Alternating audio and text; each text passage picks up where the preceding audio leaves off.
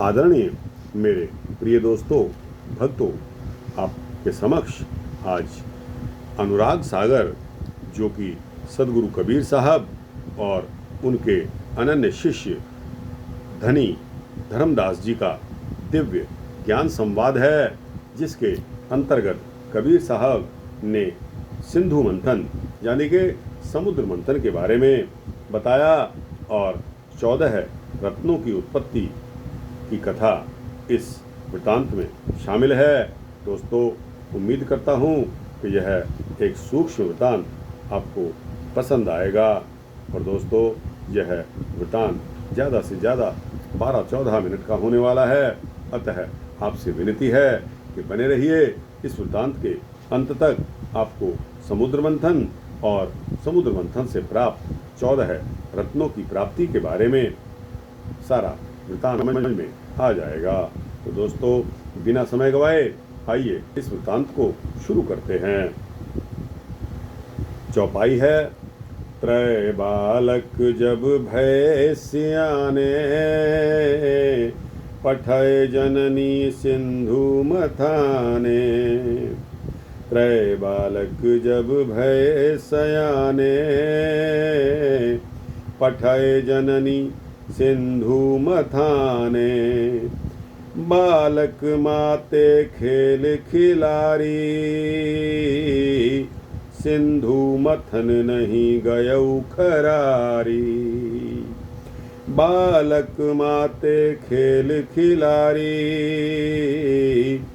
सिंधु मथन नहीं गयौ खरारी। कबीर साहब अपने अनुराग सागर में यह बताते हैं कि जब तीनों बालक यानी कि ब्रह्मा, विष्णु और महेश समझदार हो जाते हैं, सयाने हो जाते हैं, तब उनकी माता अष्टांगी देवी ने उन्हें समुद्र मंथन के लिए भेजा। वे बालक खेल खेलने में मस्त थे, अतः वे खारे समुद्र को मथने नहीं गए। उन्होंने खारे समुद्र की तरफ ध्यान नहीं दिया और समुद्र को मथने के लिए नहीं गए। ते ही अंतर एक भयो तमासा, सो चरित्र भूजो धर्मदासा। ते ही अंतर एक भयो तमासा, सो चरित्र बूझो धर्मदासा। धार्यो योग निरंजन राई, पवन आरंभ कीन बहुताई। धार्यो योग निरंजन राई, पवन आरंभ कीन बहुताई। कबीर साहब जी कहते हैं कि हे धर्मदास, इसी बीच में एक तमाशा हो गया। उस चरित्र को तुम ध्यान पूर्वक समझो। निरंजन राव ने योग धारण किया, उसमें उसने पवन यानी कि सांस को अंदर खींचकर पूरक प्राणायाम से आरंभ करके पवन को ठहरा कर यानी कि अपनी सांस को रोककर कुंभक प्राणायाम बहुत अधिक किया। त्यागो पवन रहित पुन जबहि, निकसेउ वेद श्वास संग तबहि। त्यागो पवन रहित पुन जबहि, निकसेउ वेद श्वास संग तबहि। श्वास संग आयहु सो वेदा, बिरला जन कोई जाने भेदा। श्वास संग आयहु सो वेदा, बिरला जन कोई जाने भेदा। उसके पश्चात फिर जब निरंजन कुंभक त्याग कर रेचन क्रिया से पवन रहित हुए, तब उनके सांस के साथ ही वेद निकले। उसके सांस के साथ वेद बाहर आए। वेद उत्पत्ति के इस रहस्य को सही रूप से कोई विरला विद्वान ही जानेगा। अस्तुते कीन्ह वेद पुनिताहा, आज्ञा का मोहि निर्गुण नाहा। कहो जाव करु सिंधु निवासा, जिह भेटे जय हो तिह पासा। अस्तुत कीन्ह वेद पुनिताहा, आज्ञा का मोहि निर्गुण नाहा। कहो जाव करु सिंधु निवासा, जिह भेटे जई हो तिह पासा। फिर वेद ने वहाँ पर निरंजन की स्तुति की और कहा कि हे निर्गुण नाथ, मुझे क्या आज्ञा है। तब निरंजन ने वेद से कहा कि जाकर समुद्र में निवास करो तथा जो तुमसे भेंट यानी कि मिलन हो उसके पास चले जाना। उठी आवाज रूप नहीं देखा, ज्योति अंग दिखलावत भेखा। उठी आवाज रूप नहीं देखा, ज्योति अंग दिखलावत भेखा। चले वेद मुनि तेज अपाने, तेज अंत पुनि विष संधाने। चले वेद मुनि तेज अपाने, तेज अंत पुनि विष संधाने। वेद को आज्ञा देते समय काल निरंजन की आवाज तो उठी, परंतु वेद ने उसके स्थूल रूप को नहीं देखा। उसने केवल अपना ज्योति स्वरूप दिखाया। उसके तेज से प्रभावित होकर आज्ञा के अनुसार वेद चल दिए। फिर अंत में उस तेज से विष की उत्पत्ति हुई। चले वेद तहवा कह जाई, जहवा सिंधु रचा धर्म राई। पहुँचे वेद तब सिंधु मझारा, धर्म राय तब युक्ति विधारा। चले वेद तहवा कह जाई, जहवा सिंधु रचा धर्म राई। पहुँचे वेद तब सिंधु मझारा, धर्म राय तब युक्ति विधारा। वेद ने चलते हुए वहाँ पर जा पहुँचे जहाँ पर निरंजन ने सिंधु को यानी कि समुद्र को रचा था, समुद्र की रचना की थी। तब वेद सिंधु के मध्य में पहुँच गए। फिर निरंजन समुद्र मंथन को युक्ति का विचार किया। जब वेद सिंधु के बीच में पहुंच गए तब निरंजन ने समुद्र मंथन की युक्ति का विचार किया। गुप्त ध्यान देवी समुझावा, सिंधु मंथन कह कस बिलमावा। पठ बहु बेग सिंधु त्रय बारा, दृढ़ कै सोचहु वचन हमारा। गुप्त ध्यान देवी समझावा, सिंधु मंथन कह कस बिलमावा। पठ बहु बेग सिंधु त्रय बारा, दृढ़ कै सोचहु वचन हमारा। और फिर निरंजन ने अपने गुप्त ध्यान से अष्टांगी देवी को याद कराते हुए समझाया और कहा कि बताओ समुद्र को मथने के लिए देर किस लिए हो रही है। ब्रह्मा, विष्णु और महेश हमारे तीनों पुत्रों को समुद्र मथने के लिए शीघ्र भेजो। मेरे वचन दृढ़ता से मान लो। बहुर आप पुन सिंधु समाना, देवी कीन मथन अनुमाना। बहुरियाप पुनि सिंधु समाना, देवी कीन मथन अनुमाना। निरंजन ने अष्टांगी देवी से इसके आगे कहा कि फिर इसके पश्चात तुम स्वयं समुद्र में समा जाना। निरंजन ने अष्टांगी देवी से इससे आगे कहा कि इसके बाद तुम स्वयं समुद्र में समा जाना। तब अष्टांगी देवी ने समुद्र मंथन का विचार किया।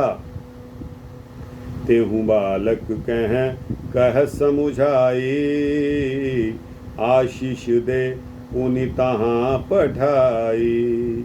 पए हो वस्तु सिंधु के माही, जाहु वेग तीनों सुत ताही। चल भव ब्रह्मा मान सिखाई, दो लहुरा उन पीछे जाई। तेहु बालक कह समुझाई, आशीष दे पुनि तहाँ पठाई। पय हो वस्तु सिंधु के माही, जाहु वेग तीनों सुत ताही। चले भव ब्रह्मा मान सिखाई, दो लहुरा उन पीछे जाई। माता अष्टांगी ने तब तीनों बालकों, कौन से तीनों बालकों? ब्रह्मा, विष्णु और महेश को अच्छी तरह से कहकर समझाया और फिर आशीर्वाद देकर समुद्र मथने के लिए भेजा। उन्हें भेजते समय अष्टांगी देवी ने कहा, क्या कहा? कि समुद्र में से तुम्हें अनमोल वस्तुएं प्राप्त होंगी, इसलिए तुम शीघ्र अतिशीघ्र वहां जाओ। तब माता की सीख को मानकर ब्रह्मा जी चल पड़े और फिर उनके पीछे दोनों छोटे भाई भी चल पड़े। इसके पश्चात छंद आता है, त्रय सुत भले खेलत चले, जो सुभग जो सभुग बाल मराल हो। एक छोड़त पुनि एक कर गही, चलत लटपट चाल हो। क्षण ही धावत क्षण स्थिर खड़े, क्षण बुझही गर लावहीं। तेहि समय की शोभा भली, नहीं वेदता कह गावहीं। त्रय सुत भले खेलत चले, जो सभुग बाल मराल हो। एक छोड़त पुन एक कर गहे, चलत लटपट चाल हो। क्षण ही धावत क्षण स्थिर खड़े, क्षण बुझही गर लावहीं। तेहि समय की शोभा भली, नहीं वेदता कह गावहीं। तीनों पुत्र ब्रह्मा, विष्णु और महेश भोले भाले चल दिए, जैसे वे हंस के सुंदर बालक हों। खेलते चलते एक को छोड़कर फिर एक का हाथ पकड़ लेते और धरती पर चलते चलते उनकी चाल बहुत ही प्यारी लटपट है। क्षण में वे दौड़ पड़ते हैं और दूसरे क्षण में ही स्थिर खड़े हो जाते हैं। क्षण में अपनी बाह एक दूसरे के गले में डाल देते हैं। उसी समय की शोभा बहुत ही अद्वितीय है, उसे वेद कहकर नहीं गाते हैं। यानी कि उस समय की शोभा का वर्णन नहीं किया जा सकता।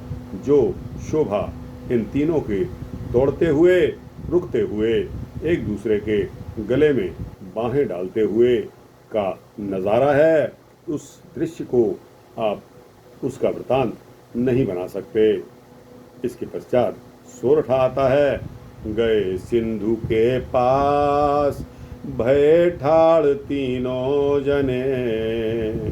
गए सिंधु के पास भय ठाड़ तीनों जने।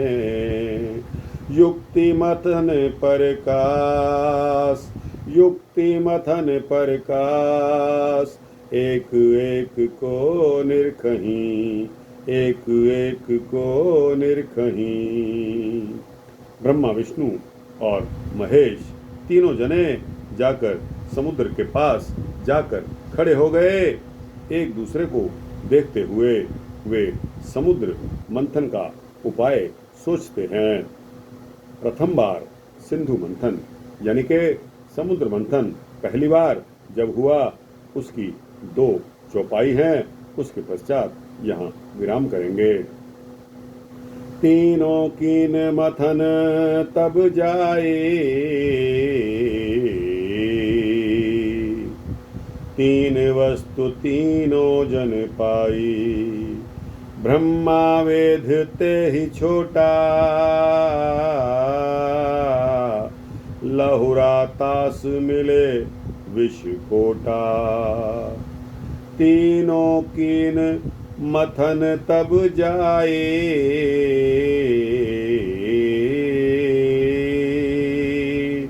तीन वस्तु तीनों जन पाई, ब्रह्मा वेद ते ही छोटा,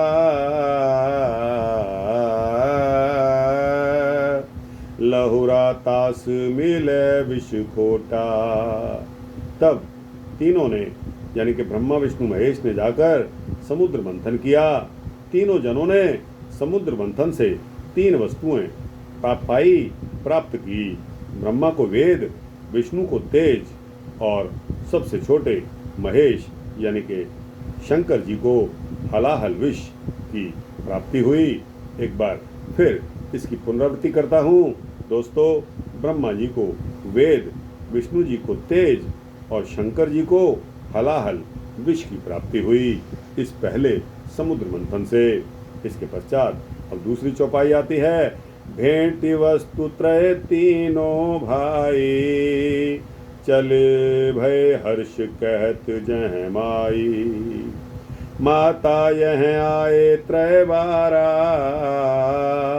निज निज वस्तु प्रगट अनुसारा, माता आज्ञा कीन्ह प्रकाशा, राख वस्तु तुम निज निज पासा। क्या हुआ? जब तीनों वस्तुओं को लेकर माता के पास गए। भेंट वस्तु त्रय तीनों भाई, चल भय हर्ष कहत जह माई, माता यह आए त्रय बारा, निज निज वस्तु प्रगट अनुसारा, माता आज्ञा कीन्ह प्रकाशा, राख वस्तु तुम निज निज पासा। उन तीनों वस्तुओं को प्राप्त करके तीनों भाई ब्रह्मा विष्णु महेश खुशी मनाते हुए वहां चल दिए जहां उनकी माता अष्टांगी थी। तीनों बालक अपनी माता के पास आए और अपनी अपनी वस्तुएं अपनी माता जी को दिखाई। जिस प्रकार उन्होंने उन्हें प्राप्त किया सारा वृत्तांत बताया। फिर माता ने आज्ञा दी। क्या आज्ञा दी? कि तुम अपनी अपनी वस्तु को अपने पास रखो। तो दोस्तों यह पहली बार सिंधु मंथन, सागर मंथन, समुद्र मंथन हुआ।